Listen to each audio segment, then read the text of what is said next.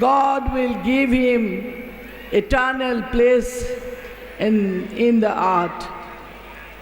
मैं गुरु जी के बारे में इतना तो नहीं जानती, लेकिन एक ही बात जानती हूँ कि यहाँ से लेके असम तक जो सत्संग का, जो भी सत्संग के जो शिष्य हैं, वो लोग भाईचारे में विश्वास रखते हैं और उन लोग का गुरु का जो बानी है उसमें इतना अटल वो लोग है, उतना विश्वास रखते हैं। वो एक महान बात है। वो उनके गुरु जी के प्रति जो अटल विश्वास जो उसने उन लोगों में दिखाए हैं, उसी के लिए ये पूरा भारत में और इंडिया के बाहर में भी आप लोग के लाखों लाखों भक्त आज गुरु जी के लिए प्रार्थना कर रही हैं। और सबके लिए एक ही बात है, जो गुरु जी ने जो महान बानी आप सबको दे के दिया है भाईचारे का, आज के ज़माने में जो सारा जहां में जैसा मनुष्य के अंदर जैसे हालत हो रहा है, इस समय उनकी जो सीख हम लोग को दे के गया है, उसका प्रचार करना हम लोग के लिए बहुत जरूरी है। ये रामलीला मैदान, the historical place,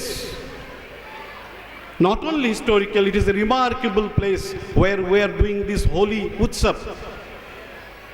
Thakur ji ने बोले हैं that which uphold every individual with due nurture, both individual and collective life may be called dharma. धर्म का मेन विषय वस्तु है प्रत्येक को रक्षा करना है, व्यक्ति और समष्टि। आज जो ठाकुर जी ने जो प्लेटफॉर्म सृष्टि किया है सारा वर्ल्ड में, सारा विश्व में आदमी को रक्षा करने के लिए, he has come to cultivate the field of love. He has come to cultivate the field of love. प्रत्येक को ये प्रेम देने के लिए ठाकुर जी ने आए हैं। आज हम लोग इतना भाग्यवान हैं। आप प्रधान आचार्य Dev Shri Dada having attend the age of 80 years, 80 साल के साथ साथ दादा ने भी यहाँ आए हैं, पधारे हैं। दादा का साथ पूजनीय बाबाईदा, पूजनीय सिपाहीदा, पूजनीय बिंकी बाबू, पूजनीय बौदी, बड़ो बौदी भी आए हैं। कितना कष्ट करके आए हैं हम लोग के लिए। हम लोग कितना भाग्यवान है जो आज हम लोग को आनंद देने के लिए वो आए हैं। He is the treasure of love. Thakur is the apostle of suavity. Thakur is the saviour of mankind. He has come to save every human being. आज हमारे जो पूर्व वक्ता नाज़रीन फारूक, माननीय नाज़रीन फारूक ने जो बोला है, ये ठाकुर जी के जो बानी है, ये प्रत्येक आदमी को बचाने के लिए, प्रत्येक नर नारी को बचाने के लिए ठाकुर जी ने आए हैं। हमारा फारूक जी ने आसाम में बहुत काम किए हैं ठाकुर जी का मंदिर के लिए। ठाकुर जी का कोई प्रॉब्लम होते हैं हम लोग का वहाँ, तो she has come forward and she has helped us like anything. Satsang is such a platform जहाँ हिंदू मुसलमान की बात नहीं है। Satsang is such a platform where people always think to help others. Thakur ji ने बोला है जे dharma is a religion to bind oneself to an idol, a living embodiment through love, service and admiration. अनुरक्ति, तीव्रता, क्रमागति। एक आदमी को बड़ा होने के लिए 3 चीज जरूरत है। अनुरक्ति, the love towards my lord. तीव्रता, that love should be violent. And क्रमागति, दैट लव शुड कंटिन्यू। जब ये 3 चीज आदमी का जीवन में अर्जन हो जाता है, आदमी बड़ा आदमी बन जाता है। तुलसीदास ने बोला था, ये घड़ी आधी घड़ी, आधियों में आध, साधु संग से हरे कोटि अपराध। आदमी अगर गुरु का संग करता है, आचार्य संग करता है, आदमी का जीवन का सब पाप मोचन हो जाता है। आचार्याथु विदित्वा विद्या सादिष्टं प्रपयति, जो उपनिषद में बोला है, जो आचार्य का निर्देश पालन करता है जीवन में, उसका सादिष्ट लाभ होता है। आचार्यवान पुरुषा वेदा, जो आचार्यों को फॉलो करके चलता है जीवन में, जो परम पुरुष ने जो आचार्य हम लोग का बीच में रख के गए हैं, उस आचार्य को जो फॉलो करते हैं उसका जीवन में आनंद लाभ होता है, उसका वो ज्ञानी होता है। आचार्यवान पुरुषा वेदा, जो प्रॉफिट ऑफ द टाइम होते हैं, युग पुरुषोत्तम होते हैं, उनका 125वां को उपभोग कर पाना, ये हमारे पितृपुरुषों के कृतित्व का, पुण्य का फल ही है। और इसको मनाने के लिए जिस रूप में आचार्य देव ने हम लोगों से आह्वान किया है, उत्तर, दक्षिण, पूर्व, पश्चिम, मध्य, पूर्वोत्तर, सभी जगहों में लाखों लाख लोग, चाहे वो किसी भी जाति, धर्म, संप्रदाय के क्यों ना हो, समागत होकर अपने प्रिय परम को उपभोग किए हैं। बहुत आनंद मिला है। मेरा ये परम सौभाग्य है कि मैं ये रीजनल 5 कॉन्फ्रेंस में गया हूँ, सभी लोगों से मिला हूँ। इतना आनंद, इतना तृप्ति कह नहीं सकता। युग पुरुषोत्तम का आविर्भाव होता है एक विशेष उद्देश्य से।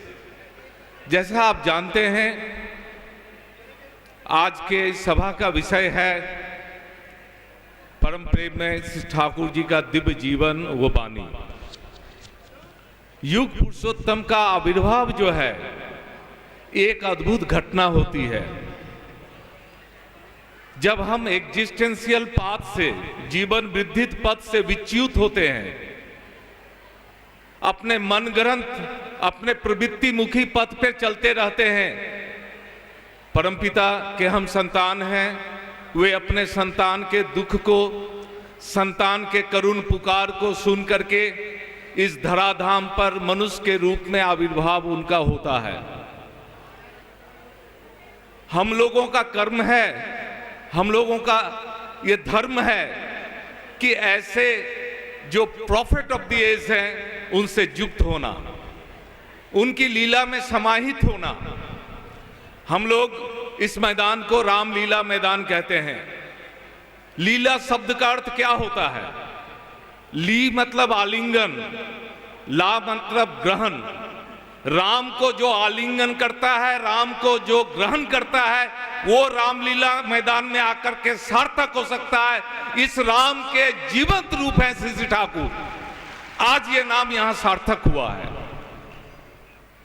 Profit of the age, fulfiller of the all past prophets होते हैं। उनके पास आने से राम के पास आना होता है, उनके पास आने से कृष्ण के पास आना होता है, उनके पास आने से जीसस क्राइस्ट के पास आना होता है, उनके पास आने से मोहम्मद साहब के पास आने से होता है। वो कोई इज्म नहीं फैलाते, उनकी भाषा अलग होती है, उनकी दिशा अलग होती है। वो साधारण लोगों के प्रवृत्तियों को फुलफिल करने नहीं आते हैं, प्रवृत्तियों से युद्ध करके हमें अपने जीवन वृद्धि के पथ पे ले जाने के लिए आते हैं। आप लोग जानते हैं, यहाँ रामलीला मैदान में हर साल रावण का एक पुतला जलाया जाता है। ये एक सिंबॉलिक है। ठाकुर जी से एक आदमी ने पूछा, ठाकुर लाखों लोग आपको युग पुरुषोत्तम कहते हैं, हम जानते हैं राम युग पुरुषोत्तम थे, राम ने रावण का वध किया। श्री कृष्ण युग पुरुषोत्तम थे, उन्होंने कंस का वध किया। आप किसका वध करने के लिए आए हैं? ठाकुर जी ने कहा, उस जमाना में एक रावण था, उस जमाना में एक कंस था। आज घर घर में रावण रूपी, कंस रूपी प्रवृत्तियां जो पैदा हो रही है, मैं उसे निर्मूल करने के लिए आया हूं। ये प्रवृत्तियों के कारण ही आज मेरा लड़का नहीं है, आज मेरी पत्नी नहीं है, मेरा भाई नहीं है। वो जो आते हैं एक इतना बड़ा एक संदेश लेकर के आते हैं। उनका दिव्य जीवन में क्या है? एक शब्द में हमसे पूछेंगे, उनका दिव्य जीवन क्या है? एटम बम ऑफ लव, प्रेम का अणुबम है। उनका हर एक्टिविटीज में आदमी का कैसे मंगल होगा, उसका लव को इंपार्ट करते हैं। ये जो लव है, ठाकुर जी ने कहा है धर्ममूर्त होता है आदर्श में दीक्षा लाती है अनुराग, अनुराग से होता है वृत्ति नियंत्रण। जब तक हमारा जीवन कंसंट्रिक नहीं होगा, हमारा जीवन में आदर्श नहीं होगा, मेरा उनके प्रति अनुराग नहीं होगा, मेरी वृत्तियां नियंत्रित नहीं होगी, मैं जो भी पूजा करूंगा वो बंध्या पूजा होगी। मैं एक माँ की घटना बताता हूं। एक माँ, उनके पति हॉस्पिटलाइज थे, वो कोई कलकत्ता के सबर्ब में थे। उस माँ की काम था, एक छोटी बच्ची थी, बच्ची को लेकर के अपने पति के लिए एक वो दवा, वो फल उल खाने का चीज, थर्मोप्लास्ट, ये सब लेकर के वो लोकल ट्रेन से जाती थी। आप जानते हैं लोकल ट्रेन में बहुत भीड़ हुआ करती है। वो माँ एक दिन थोड़ा देर हो गया है, लोकल ट्रेन खुलने वाली है, उसी समय चढ़ गई है। बच्चे को किसी के माध्यम से, खिड़की के माध्यम से दे दिया गया है और वो माँ चढ़ने के पहले ही ट्रेन खुल चुकी है। पैर पावदानी पे रखा हुआ है, ट्रेन खुल चुकी है। एक हाथ में जो है वो थर्मोप्लास्ट झूल रहा है, एक हाथ से रॉड पकड़ी हुई है, ट्रेन खुल चुकी है। अब वो सोच रही है अब मेरा क्या होगा, मेरे पति तो वहां हॉस्पिटल में है, मैं इस अवस्था में हूं, बच्चा अंदर में है। मन प्राण से आर्त कर रही है, ठाकुर को बुला रही है, ठाकुर का नाम जप कर रही है। ऐसी अवस्था में जो ही उसका हाथ खुलने वाला था, ट्रेन आकर के रुक गई। सारे लोग उतर गए, लोगों के ऑफिस जाने में देर हो रही थी। लोग कह रहे थे ट्रेन क्यों रुक गई? वो माँ चुपके से जाकर के अंदर में जाके बैठ गई। ये ठाकुर जी का पुकार है जो उस माँ को बचा करके इस तरह से उसकी आह्वान को सुने। दैनंदिन जीवन में ठाकुर जी का क्या था, ठाकुर जी का जो लाइफ का जो क्या मैं कहूं, उनका जो एक्सप्रेशन है, उनका लाइफ का जो एक एक पोर्शन है। एक आदमी, एक इंटरनेशनल जर्नलिस्ट ठाकुर जी के पास गए, सारे सत्संग जगत का वो पूरा घूमने फिरने के बाद ठाकुर जी को कहते हैं, ठाकुर आप तो इतने लोगों को परोपकार कर रहे हैं, आप ये सत्संग के माध्यम से कितने लोगों का जीवन, कितने रत्नाकर वाल्मीकि में परिवर्तित हो रहे हैं, इसको तो कोई माध्यम में, प्रचार माध्यम में नहीं देते हैं। आप इतना जो परोपकार कर रहे हैं, इसका कोई प्रकाशन क्यों नहीं करते? ठाकुर जी ने कहा, मेरा तो कोई पर नहीं है, मैं इस जीवन में परोपकार नहीं कर सका। पर मैंने दूसरा, मेरा तो कोई दूसरा ही नहीं है, मैं इस जीवन में परोपकार नहीं कर सका। क्या बात है, कैसी बातें हैं। ठाकुर जी कहते थे, मुझे मुगलसराय पैसेंजर ट्रेन बहुत अच्छी लगती है, सभी स्टेशन पे रुकती है, सभी के लोग लेकर के चलती है, किसी को वंचित नहीं करती।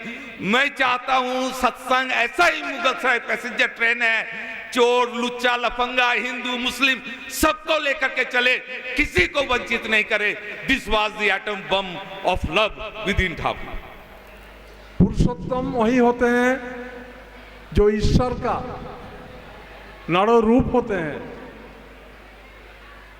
आदमी को सही रास्ते में लाने वाले आते हैं, पुरुषोत्तम ही है जीवन का पथ, वही है विश्व वर्थ। आज परम दयाल श्री श्री ठाकुर जी का 125वां वर्ष में उन्हीं का 125वां जन्म महोत्सव, उन्हीं का जीवंत रूप आचार्य देव परम पूज्यपाद श्री श्री दादा एवं उनका परिवार का सबका उपस्थिति में यहाँ पर हो रहा है। आलोकित तो जीवन किस लिए होता है? हम लोग का जितना अंधार है, जितना विच्छेद है, जितना द्वंद्व है, सबको दूर करने के लिए परम दयाल श्री श्री ठाकुर अनुकूल चंद्र जी ने इस दुनिया में आए थे। एक सदी पार हो गया, 19वीं सेंचुरी का शेष अंत में वो आए थे।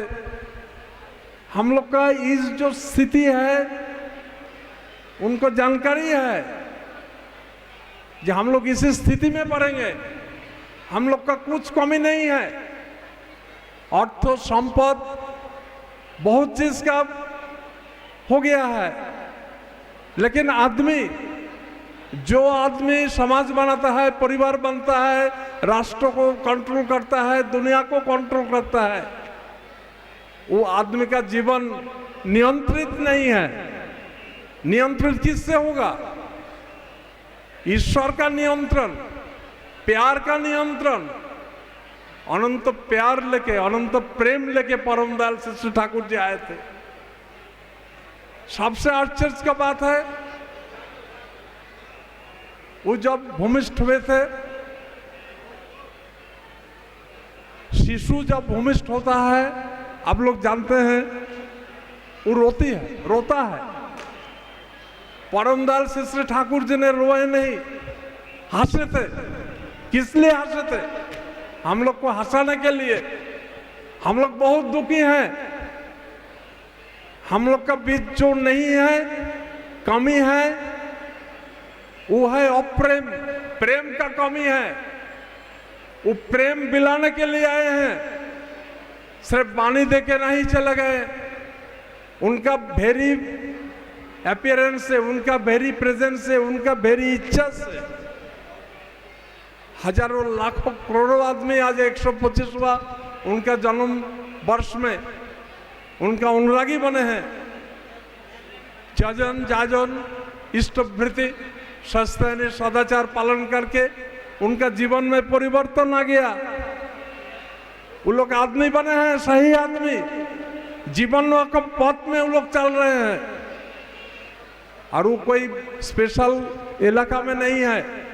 भारत के उत्तर से दक्षिण, पूरब से पश्चिम, आदिवासी से शुरू करके हर भाषा भाषी, हर संप्रदाय में से श्री ठाकुर जी का प्रभाव से आदमी में परिवर्तन आ गया। क्या परिवर्तन आ गया? वो व्यक्ति जीवन में परिवर्तन आया, उनका पारिवारिक जीवन में परिवर्तन आया, उनका सामाजिक जीवन में परिवर्तन आया। तो शांति का वातावरण ला दिए।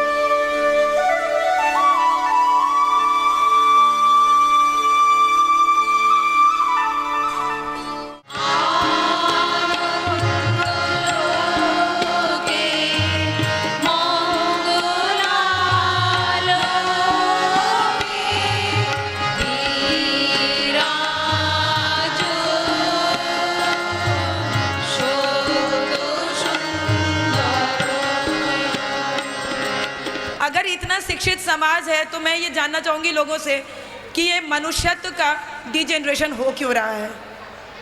मनुष्यत्व का डिजेनरेशन का मतलब इतना घृणित जो घटनाएं घटी हैं अभी कुछ दिनों में या अभी घट भी रही हैं, ये हो क्यों रहा है? इसको मनुष्यत्व का डिजेनरेशन का ही एक उदाहरण मानते हैं। ये क्यों हो रहा है? इसमें अब यहाँ पे है कि इतना शिक्षित समाज है। ठाकुर जी कहते हैं कि लिटरेसी और एजुकेशन दोनों अलग अलग चीज़ें हैं। लिटरेट तो आप फिर भी कॉलेजों और स्कूलों में हो जाएंगे, यूनिवर्सिटीज़ में हो जाएंगे, हायर डिग्रीज हो जाएगी। एजुकेट आपको माँ ही करेगी, माँ के द्वारा ही आपकी शिक्षा पूर्ण होती है, जो व्यवहारिक ज्ञान होता है। व्यवहारिक ज्ञान के बिना आपकी शिक्षा क्या है? वैसी शिक्षा जो किसी के काम नहीं आ सके, क्या फ़ायदा उस शिक्षा का। माँ एक नन्हे शिशु को जब वो बताती है कि कैसे उसको चलना है, उठना है, सदाचार का जो पाठ होता है माँ के द्वारा ही होता है। नारी अपने 3 रूपों में सबसे पहले तो सामने आती है, बेटी, माँ और फिर बेटी, पत्नी और फिर माँ बनती है।